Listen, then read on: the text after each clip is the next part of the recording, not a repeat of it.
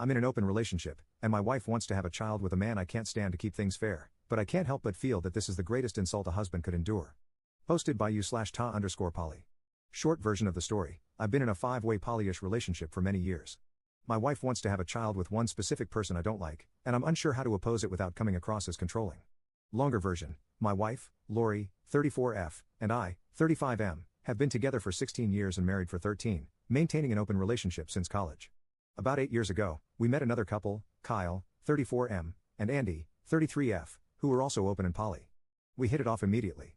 In 2012, Andy got pregnant, and after doing the math, we determined I was likely the father. After discussing the future, we had a commitment ceremony in July 2012 and have lived as a family since. At the time, Andy already had a baby with Kyle, and Lori had 2 children with me. On the periphery was Joseph, 34M, a longtime friend of Kyle's. Joseph, Kyle, and Andy had been in an intermittent intimate relationship since college. Although nothing serious, he was a regular third in their 3 ways. After our commitment ceremony, Joseph occasionally joined us for bedroom activities but remained on the fringes of our relationship. It wasn't a huge surprise when Andy's baby turned out to be Joseph's, not mine. While unexpected, it wasn't an issue. The baby became part of our family, and Joseph became a more regular presence. About a year later, a few major events occurred. Both Andy and Lori became pregnant again. Andy's baby turned out to be mine, and Lori's was Kyle's. Around the same time, Joseph had a severe motorcycle accident, losing his job and apartment. We invited him to move in temporarily to help him recover. That was a year and a half ago, and he's still living with us. Kyle enjoys having him around, both women are fond of him, and the bedroom dynamic works well for them. 3 days ago, Lori hinted at a serious conversation she wanted to have. After some discussion, she admitted she wants another baby, Joseph's baby specifically. She proposed going off the pill and having Kyle and me use condoms until Joseph impregnates her. Her reasoning? She loves him and feels it's only fair since Andy has a child with each of us. The idea was apparently Joseph's. He feels left out because he doesn't have a child with Lori. While I see this as a childish notion, having a baby to fulfill some sense of fairness, I have deeper concerns. First, we already have 6 kids, which is overwhelming. I thought we were done having children and don't want more. Second, Joseph isn't committed to us. The rest of us underwent a commitment ceremony to solidify our bond, but he hasn't. The biggest issue is that I don't like Joseph. I never have. He strikes me as untrustworthy and reminds me of a shady used car salesman. He drinks too much, has bigoted tendencies, and his personality grates on me. I tolerated his presence because of his friendship with Kyle and his fatherhood to one of Andy's children. I hoped he'd eventually leave, especially after recovering from his accident. Now, it feels like he's entrenched in our lives permanently. If this pregnancy happens, I doubt he'll ever move out. Kyle and Andy think Lori having Joseph's baby is romantic, while Lori wants to create a lasting bond with him. I, however, feel increasing anger whenever I see him. I've temporarily tolerated someone I dislike out of kindness, but now I regret it. The thought of him becoming a permanent part of our family makes me furious. How do I approach this? I don't care if Joseph is hurt in the process, but every potential solution seems to harm my family, anger them, or leave me in silent misery. What do you do when every other member of your family wants to include someone new, and you don't? Any insights or suggestions would be appreciated. I don't want to lose the family we've built, but I can't see a resolution that doesn't cause harm. Edit. Thank you everyone for your responses. Your comments have been helpful. It's time for me to head home for the day, so I won't be responding any further. I'll need to think through some of these suggestions and figure out how to proceed, but I will absolutely speak up and let everyone know my feelings. It may be too late, and the damage may be unavoidable, but it has to happen. Edit. After I got home, I told Lori that we needed to talk and have a serious discussion before there was any more talk about babies. I also told Andy and Kyle that we needed to have a meeting in the morning to discuss Joseph, but that I didn't want to get into it tonight because he and all the kids were home. They quickly figured out that I'm not happy with things, and we'll hash it out tomorrow after Joseph heads to his morning rehab visit and the older kids go to school. Update 1 day later. Wow, where to begin?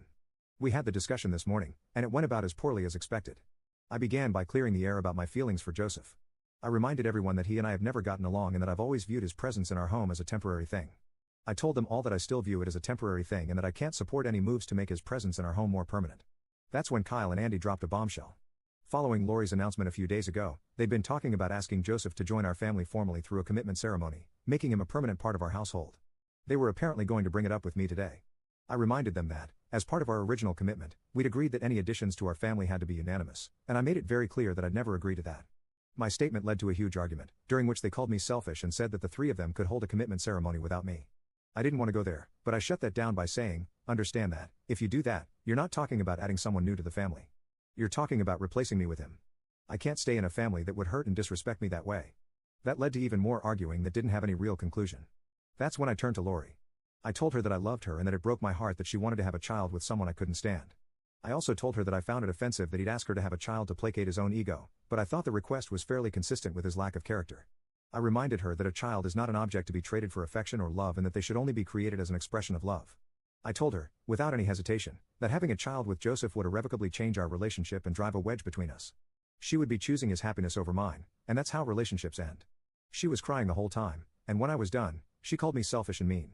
She told me that she loved us both and that she wouldn't choose between us. She flat out said that she wanted to have one more baby, that she'd already talked to Joseph about it, and that she wasn't going to go back on her word. She then offered to get rid of the exclusive part, saying she was willing to go off the pill and have intimacy with both of us, letting fate decide the baby's paternity.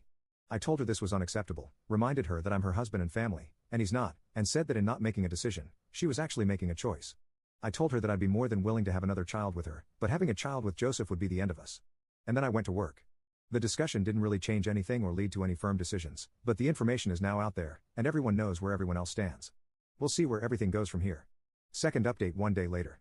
Well, in the day since my last update, a lot has happened. Some of it genuinely surprised me, and it looks like my family will be changing a bit, but things appear to be settling down. I should mention that this will be my last update. I told Lori that I'd been discussing our situation on the Reddit Poly group, and she wanted to read it. After bawling her eyes out while reading through it, she apologized to me for everything, and we spent the night together. No smashing, just holding each other all night. This morning, she asked me not to discuss this anymore until we get everything worked out, but said I could post one final update. So, where to begin? First, Joseph is moving out. Yep, it's actually happening. And the shocking thing? It was his idea. He finally demonstrated some of that nice guy personality that I've never been able to connect with. I knew Joseph would be home when I returned from work yesterday, and I was honestly expecting the worst. I was sure someone would have clued him in on our conversation and expected him to react with his usual prick persona. It didn't happen. Instead, a few minutes after I got home, Joseph walked into my room and asked me to join him in the backyard for a conversation. I was expecting a fistfight but got an apology instead. He admitted that we've never gotten along and that he's never liked me either, but said he didn't feel right about coming between me and Lori. He went on to talk about how happy his son is in our family and how he didn't want to destroy that dynamic. At the same time, he expressed how much he loved living with his son and how he really didn't want to go back to seeing him only once a week. I'd never thought about that. In the end, he proposed a solution that I accepted. There's a nice apartment complex about 2 blocks from our house, and he wants to get an apartment there once he lands a job. He's pretty good at what he does and already has some job leads, so he anticipates that will happen pretty soon. He can visit our house whenever he wants during the week, I'm at work anyway, and can spend up to 2 nights a week here to be closer to his kid. If he plays it right, he could still potentially see his son 7 days a week while I only have to deal with him for 2. It's a great solution that gives us both what we want. He's also already told Lori that he doesn't want to have a baby with her, so that's now off the table. He admitted that he had wanted a baby with Lori but said he didn't want to put her in the middle of a conflict over it. And then we had a beer together. I didn't even complain when he handed me one of his pisswater Coors Lights. Totally not kidding, this guy really does fit certain stereotypes. My low opinion of the guy went up a notch. As for Lori, she was a tearful mess for most of the day, and Joseph taking the baby off the table was fairly devastating for her. After I got home and we talked a bit, she unloaded her soul and told me just how much she wants another baby and how much it hurt her that neither Kyle nor I wanted one with her. And then she felt even more hurt when neither of us even noticed how much it was affecting her. After several hours of talking, we came to an agreement. We're going to have one more baby, but we'll wait another year for it. And, interestingly, she wants it to be mine, not Kyle's or Joseph's. Kyle apparently doesn't have a problem with that at all. So, what about her relationship with Joseph? Well, here's where polyamory and open relationships can get complicated. The commitment ceremony is off the table, but she still wants to date him and have some sort of relationship with him.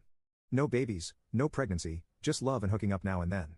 She won't ever sleep with him when he's staying over at our house, but she'll still go out on dates with him, visit him at his place from time to time, and stay overnight on occasion, maybe once a month.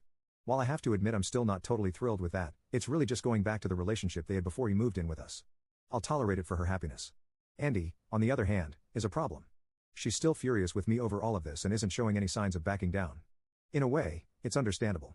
She's had an intimate and emotional relationship with Joseph since she was 21 years old and is the mother of his child, so she was really looking forward to him becoming part of our family. She was deeply hurt by my rejection. Kyle told me last night that she even talked about leaving the family over it and moving in with Joseph, but that it was just angry talk. Right now, I'm only getting cold stares and slammed doors from her. I really don't know how this is going to resolve itself, but for the sake of our daughter, I'll never stop trying. I put her in the middle of a fight between the fathers of 2 of her children, 2 men she loves, and she's furious with me for forcing the choice. It may take some time for both of us to work through it. Kyle is a bit of a different story. He admitted that he knew Joseph and I didn't get along and apologized to me for not talking to me sooner to make sure I was okay with everything.